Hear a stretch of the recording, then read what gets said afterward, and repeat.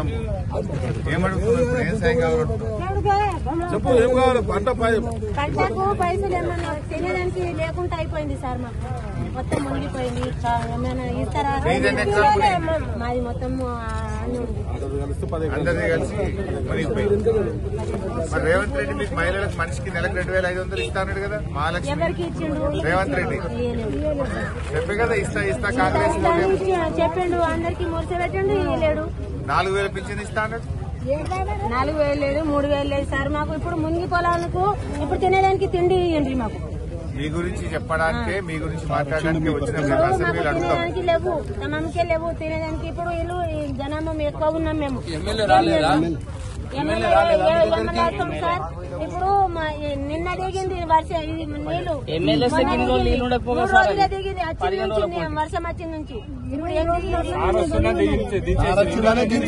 ఇన్ని రోజుల నుంచి ఎందుకు తీయలేరు?